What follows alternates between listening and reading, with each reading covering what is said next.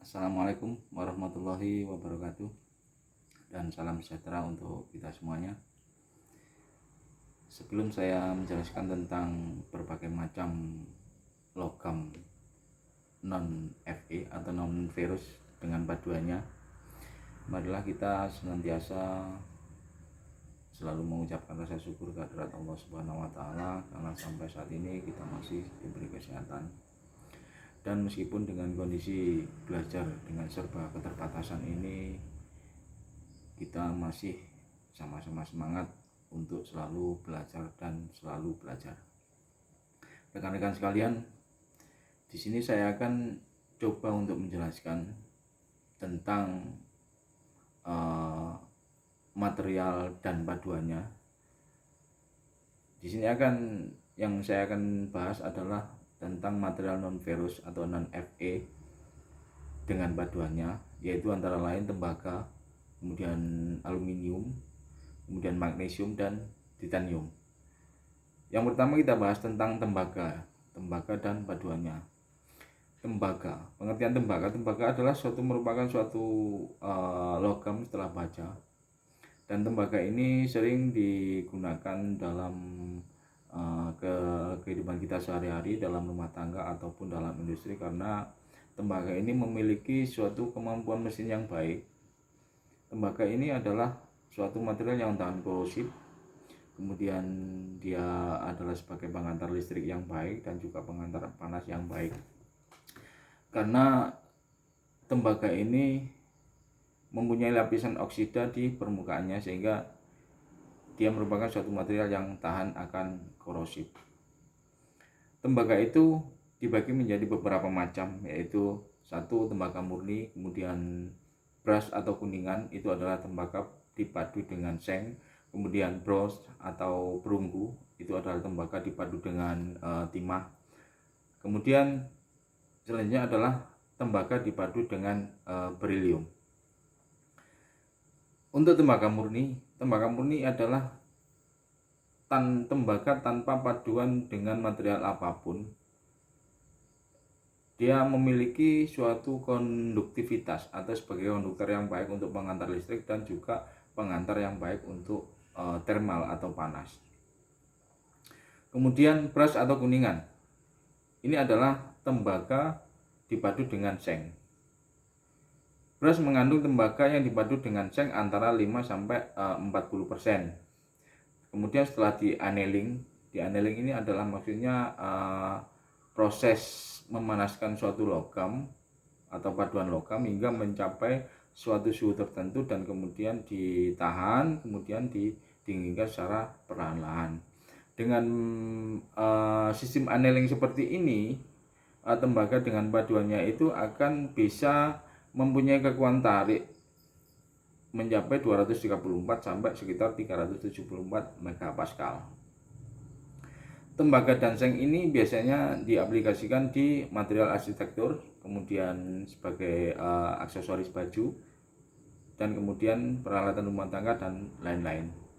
Dan ada lagi paduan tembaga dengan seng dengan komposisi, yaitu paduan tembaga sekitar 25%, kemudian seng 35%. Ini juga biasanya disebut dengan kuningan 7/3.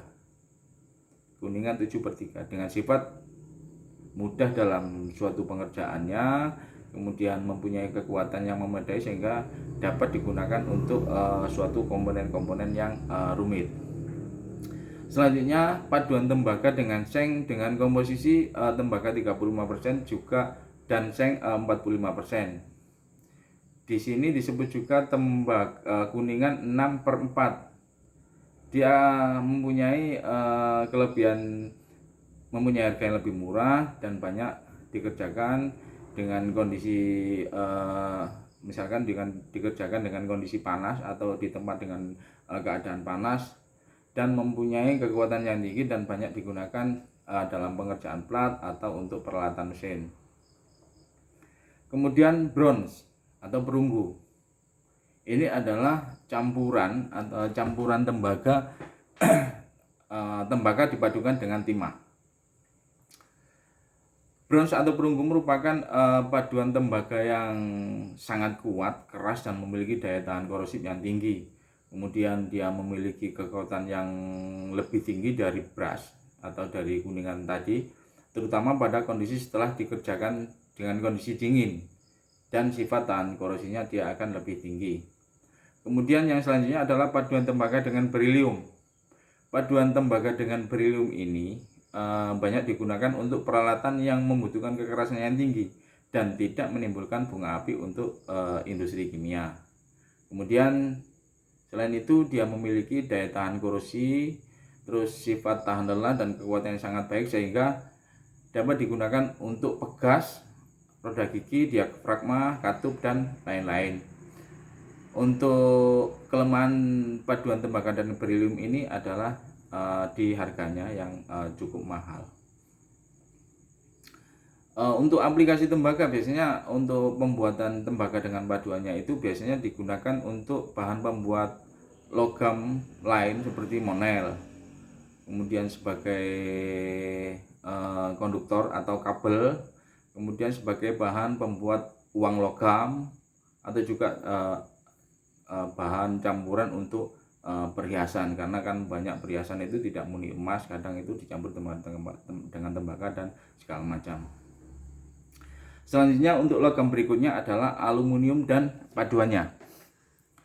Aluminium ini adalah logam yang lunak, terus tahan lama, ringan, dan dapat ditempa dengan penampilan luar yang bervariasi antara keperakan hingga ke abu-abuan, tergantung dari kekerasan permukaannya. Kekuatan tensil aluminium ini, aluminium murni maksud saya adalah sekitar 90 MPa atau megapascal, sedangkan aluminium paduan memiliki kekuatan yang lebih, kekuatan tensil yang lebih berkisar antara 200 sampai 600 MPa, dan aluminium ini memiliki berat sekitar 1/3 baja dan mudah ditekuk, diperlakukan dengan mesin, dicor, ditarik, dan segala macam, atau diekstrusi segala macam, dia akan lebih mudah karena sifatnya yang lentur.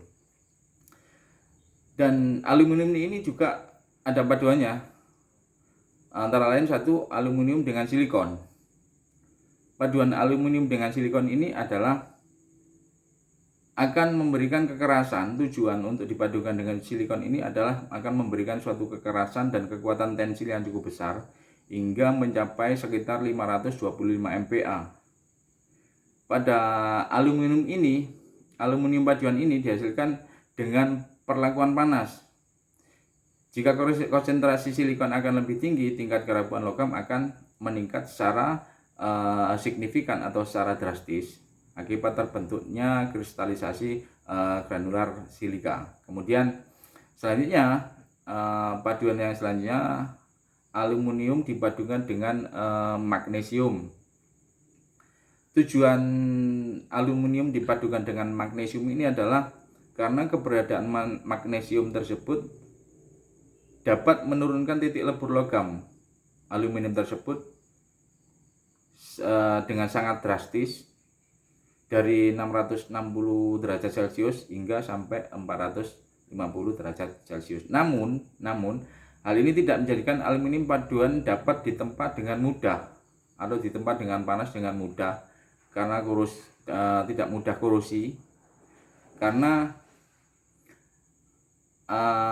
korosi juga pada aluminium ini akan terjadi hanya di atas suhu 60 derajat Celcius, dan keberadaan magnesium ini juga dijadikan sebagai logam paduan dan dapat bekerja dengan baik pada temperatur yang sangat rendah, di mana kebanyakan logam akan mengalami failure pada temperatur tersebut. Kemudian yang berikutnya adalah paduan aluminium dengan tembaga. Paduan aluminium dengan tembaga ini juga menghasilkan sifat kekerasan yang kuat namun rapuh. Umumnya kepentingan penempaan paduan tidak boleh memiliki konsentrasi tembaga di atas 5,6% karena akan membentuk senyawa CuA12 dalam logam yang menjadikan logam rapuh. Kemudian paduan yang berikutnya adalah paduan aluminium dengan mangan. penambahan mangan ini memiliki akan berefek pada sifat yang dilakukan pengerasan tegangan dengan mudah, sehingga didapatkan logam paduan dengan kekuatan tensil yang tinggi namun tidak mudah rapuh. Jadi tujuan aluminium dipadukan dengan mangan ini adalah material akan mempunyai kekuatan tensil yang tinggi namun tidak mudah rapuh. Selain itu, penambahan mangan ini akan meningkatkan titik lebur pada paduan aluminium tersebut. Ya, jadi penambahan mangan itu adalah tujuan utamanya adalah menjadikan material menjadi kuat, namun dapat bertahan atau meningkatkan titik lebur pada paduan tersebut, karena aluminium mempunyai titik lebur yang rendah. Jadi dicampur dengan mangan atau dipadukan dengan mangan akan mempunyai titik lebur yang tinggi. Yang selanjutnya adalah paduan aluminium dengan seng. Paduan aluminium dengan seng ini adalah paduan yang paling terkenal atau paling sering kita jumpai dan paling sering dilakukan, karena paduan aluminium dengan seng ini biasanya dipakai untuk membuat sayap pesawat terbang. Dan paduan ini memiliki kekuatan yang tertinggi dibandingkan paduan lainnya. Jadi paduan aluminium dengan seng itu adalah paduan yang mempunyai kekuatan yang tinggi dibanding dengan paduan aluminium dengan logam yang lainnya. Selanjutnya adalah paduan aluminium dengan litium. Paduan aluminium dengan litium ini, litium akan menjadikan paduan aluminium mengalami pengurangan massa jenis dan peningkatan modulus elastisitas. Yang selanjutnya adalah paduan aluminium dengan skandium. Penambahan skandium pada aluminium ini tujuannya adalah untuk membatasi pemuaian. Jadi aluminium itu tidak akan mudah memuai dengan dipadukan dengan skandium, baik ketika dalam proses pengelasan atau atau ketika material itu pada kondisi yang sangat panas. Kemudian paduan aluminium dengan besi. Ini paduan yang terakhir ini, paduan aluminium dengan besi adalah merupakan paduan yang cukup unik, bisa dikatakan cukup unik. Biasanya paduan aluminium dengan besi ini terjadi karena ketidaksengajaan atau bisa dikatakan suatu paduan kecelakaan.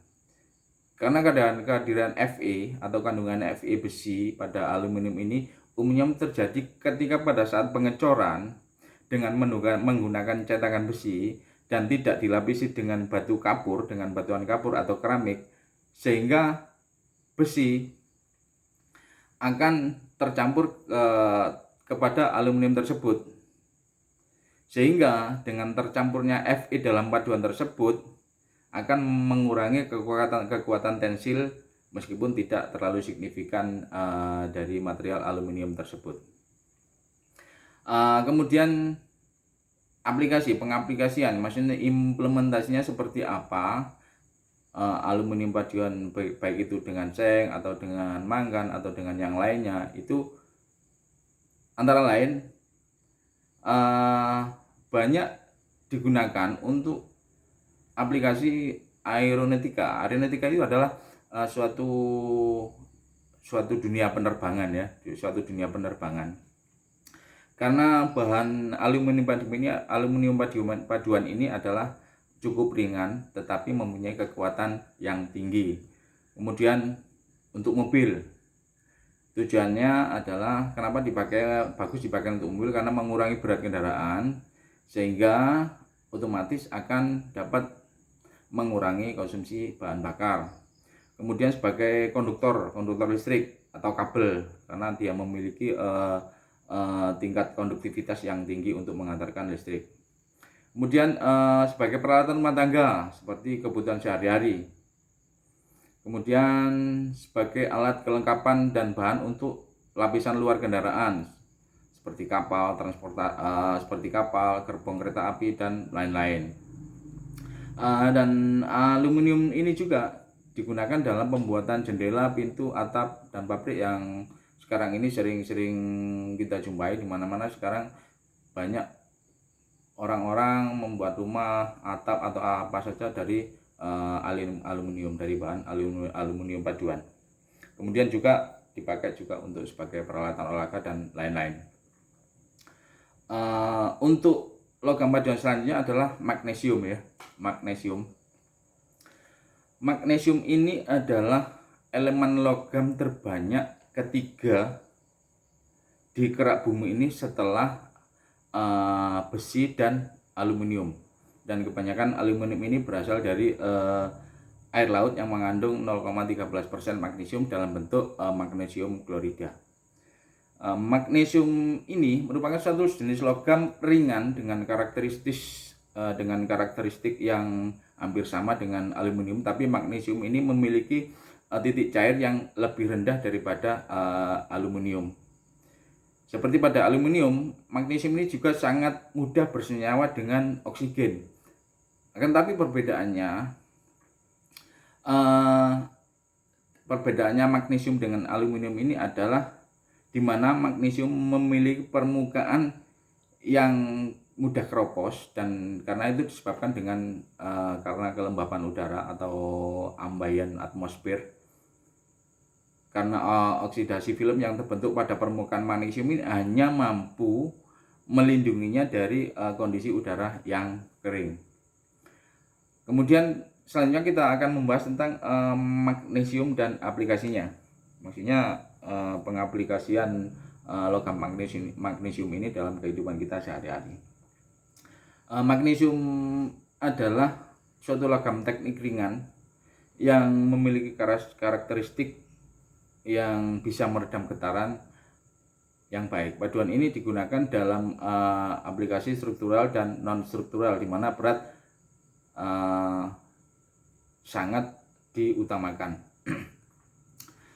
Magnesium ini merupakan juga unsur paduan dalam berbagai jenis program dari berbagai jenis logam, maksud saya non-ferrous atau non-Fe. Dan magnesium ini juga mempunyai beberapa macam paduan. Dan untuk aplikasi magnesium sendiri biasanya digunakan pada pesawat terbang atau komponen rudal, terus perkakas listrik, portable, tangga, koper sepeda, barang olahraga, atau komponen ringan yang lainnya. Paduan ini tersedia sebagai produk cor atau tuang seperti bingkai kamera, seperti produk tempat seperti konstruksi, dan untuk bentuk balok atau batangan. Kemudian magnesium paduan ini tujuan magnesium dipadukan dengan logam lain ini adalah untuk memperbaiki sifat magnesium yang hanya dapat dilakukan dengan menambah unsur lain. Maksudnya untuk menutupi kelemahan magnesium ini, jalan satu-satunya kita harus padukan dengan unsur lain atau dengan logam lain. Dengan cara kita masukkan logam lain, unsur lain tersebut ke dalam larutan padat dari magnesium tersebut, sehingga akan diperoleh peningkatan pada tegangan serta tahan terhadap proses perlakuan panas. Satu contoh, kita padukan magnesium ini dengan paduan magnesium dengan aluminium. Penambahan aluminium di atas 11% itu dapat meningkatkan kekerasan, kekuatan tarik, dan fluidity atau keenceran. Kemudian penambahan seng, paduan magnesium dengan seng itu dapat meningkatkan ductility atau perpanjangan relatif, dan castability, maksudnya mampu tuang. Kemudian penambahan 0,1 sampai 0,5% meningkatkan ketahanan terhadap korosi. Jadi kita padukan dengan seng itu dapat meningkatkan ketahanan terhadap korosi pada material magnesium tersebut. Kemudian kita padukan dengan cerium dengan zirconium, berilium dapat membuat struktur butir halus dan meningkatkan ductility dan tahan terhadap oksidasi, dan juga tahan terhadap peningkatan suhu. Dan magnesium ini sendiri mempunyai manfaat banyak manfaat dari magnesium sendiri jika dipadukan dengan logam lain, antara lain dapat memberikan warna putih terang pada kembang api atau lampu bleach. Terus kemudian senyawa magnesium oksida sendiri ini dapat digunakan untuk melapisi tungku karena senyawa magnesium oksida sendiri ini memiliki titik leleh yang tinggi. Kemudian senyawa magnesium hidroksida itu banyak digunakan dalam pasta gigi untuk mengurangi asam dan untuk mengurangi asam yang terdapat di mulut dan mencegah terjadinya kerusakan gigi sekaligus untuk mencegah penyakit asam lambung atau MAC gitu ya biasanya. Kemudian magnesium ini, campuran logam ini akan semakin kuat dan ringan sehingga bisa digunakan dalam peralatan rumah tangga.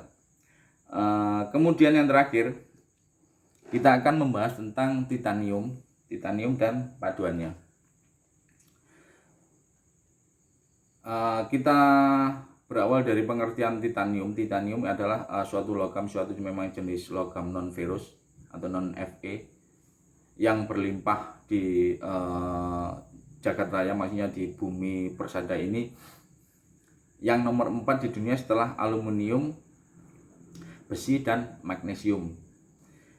Titanium ini adalah merupakan suatu logam transisi yang ringan, terus kuat, tahan korosi, termasuk tanah air, laut, tahan terhadap air laut dan klorin, dengan warna putih metalik dan keperak-perakan. Jadi warnanya putih metalik keperak-perakan kayak hampir sama dengan warnanya aluminium, magnesium, hampir sama. Dan sifat titanium ini adalah bersifat paramagnetik karena memang titanium sendiri ini adalah logam non ferro, jadi tidak mudah tertarik oleh magnet, dan kemudian juga memiliki konduktivitas listrik dan konduktivitas termal yang cukup rendah. Kemudian juga mempunyai sifat kimia dari titanium yang paling terkenal adalah ketahanan terhadap korosi yang sangat baik.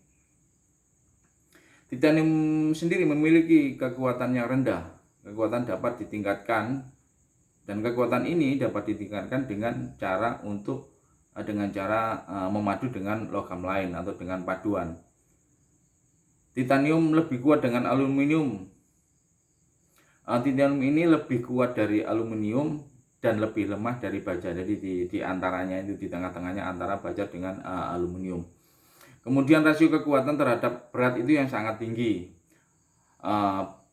Paduan alfa titanium nanti kita bahas setelah ini. Jadi paduan itu adalah ada paduan alfa, ada paduan beta, ada paduan alfa beta, dan segala macam. Jadi kita bahas dulu untuk sifat-sifatnya ya.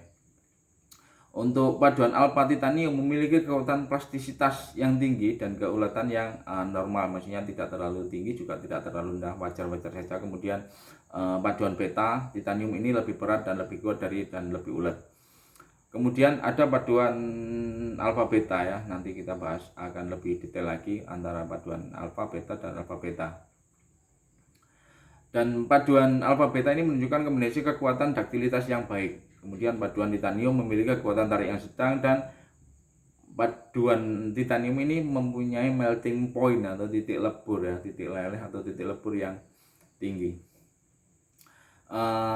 Berdasarkan komposisi fasenya, titanium ini diklarifikasikan menjadi 4 kelompok yang tadi sempat kita singgung sebentar, yaitu 1 titanium murni atau titanium paduan rendah, kemudian paduan alfa, kemudian paduan beta, dan kemudian paduan alfa beta.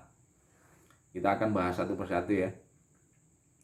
Titanium murni dan paduan rendah. Titanium murni dan paduan rendah ini memiliki fase alfa yang dominan dan fase beta berbentuk bulat tersebar merata di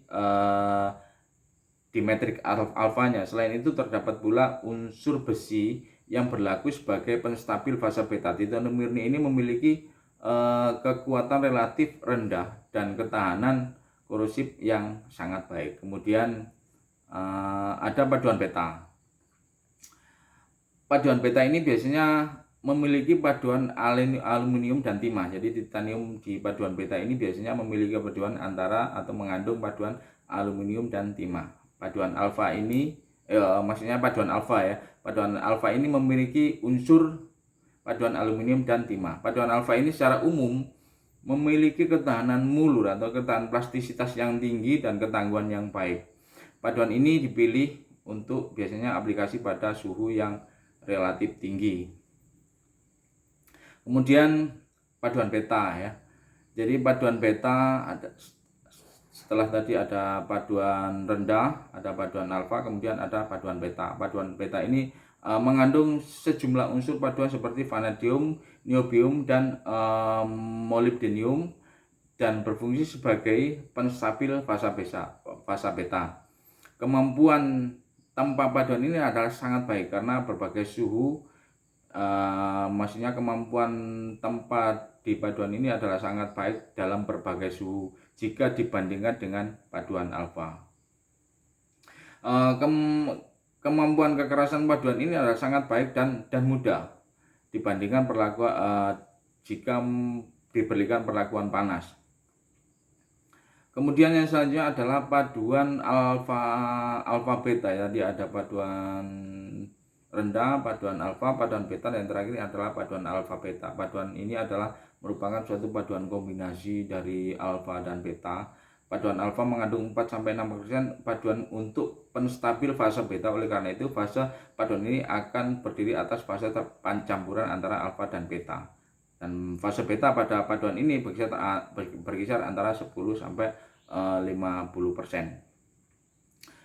Kemudian apa sih aplikasi yang biasa digunakan untuk titanium dan paduannya ini? Titanium dan paduannya ini dipilih karena ketahanan fatik dan ketahanan mulurnya itu yang sangat baik daripada logam-logam lainnya. Aplikasi titanium dan paduannya ini yang paling penting adalah aplikasi biasanya pada industri penerbangan. Banyak komponen-komponen pesawat terbang dan menggunakan titanium, misalnya baling-baling, penutup mesin, terus rangka pesawat, kompresor, dan lain-lain.